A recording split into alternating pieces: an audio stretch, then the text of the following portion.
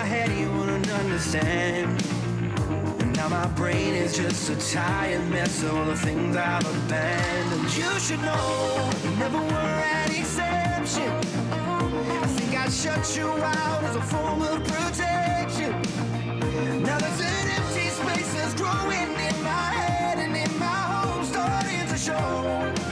I thought you should know you can fall to your knees and pray, 'cause I'm a sinner now and I won't be saved.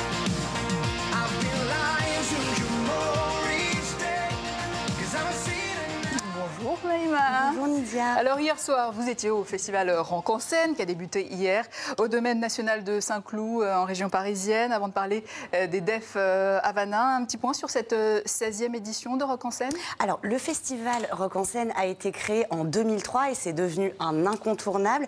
Chaque année, il draine des milliers de spectateurs. L'an dernier, ils étaient environ 120 000. Cette année, Nidia, c'est un renouveau qui souffle sur Rock en scène. Nouvelle direction, nouvelle équipe, nouveau challenge, l'ouverture vers de nouveaux courants musicaux. Figurez-vous qu'hier, pour la première fois en 16 ans, c'est non pas un groupe de rock, mais un groupe de rap français, PNL, qui a fait l'ouverture.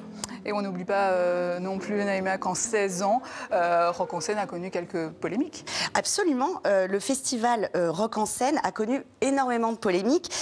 Les annulations d'Amy Winehouse, la séparation du groupe Oasis en 2009 dans les couloirs de Rock en scène. On est en 2009. Et puis cette année ne fait pas exception, puisque Kendrick Lamar, le rappeur américain qui devait se produire hier soir en ouverture de Rock en scène, a finalement annulé et préféré se produire sur un tout nouveau festival parisien qui s'appelle le Paris Summer Jam. Ah, ça, c'est pas bien.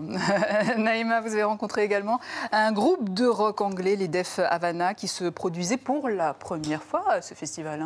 Oui, Nidia, le groupe existe depuis 2005 et il faut bien dire que les Def Havana, c'est le groupe de rock anglais qui monte de plus en plus. Ils ont fait les premières parties de Bruce Springsteen et de Muse. À l'origine des Def Havana, c'est la véritable histoire d'amitié de 5 ados britanniques qui rêvent de devenir des rockstars. 10 ans plus tard, ils viennent de sortir leur 5e album le 10 août dernier qui s'appelle Rituals. Et avec Matteo Baghino, nous avons eu la chance de rencontrer le batteur et le chanteur des Def Havana.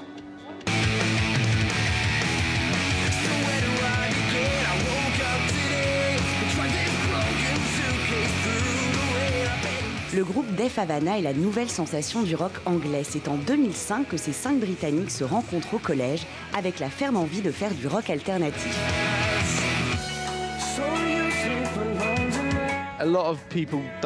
Beaucoup de groupes font de la musique pour de mauvaises raisons.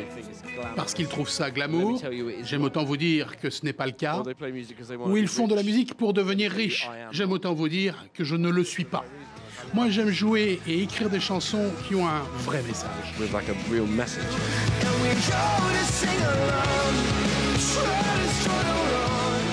Rituals, sorti le 3 août dernier, est leur 5e album. Et Def Havana a opéré un changement en offrant 13 chansons, beaucoup plus pop, même si elles restent bien chargées de rage, d'énergie et d'émotion. Si tu n'écoutes pas les paroles, tu peux penser que ce sont des chansons joyeuses. Mais en fait, c'est très sombre. Ça me plaît, cette opposition entre le côté pop et joyeux et ces paroles très sombres.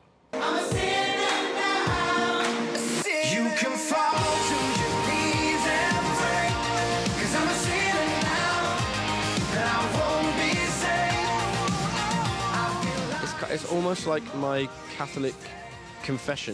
Cet album, c'est comme une confession catholique, comme au confessionnal quand on parle au prêtre. C'est moi qui déverse toute la culpabilité que je trimballe depuis longtemps. En fait, je recherche le pardon.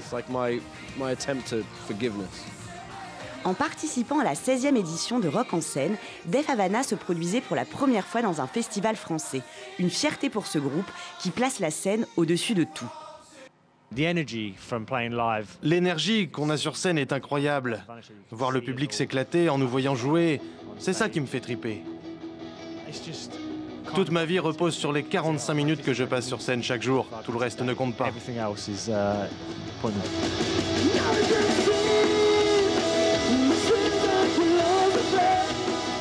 Les Def Havana seront en tournée avec ce nouvel album à travers toute l'Europe jusqu'à l'été 2019.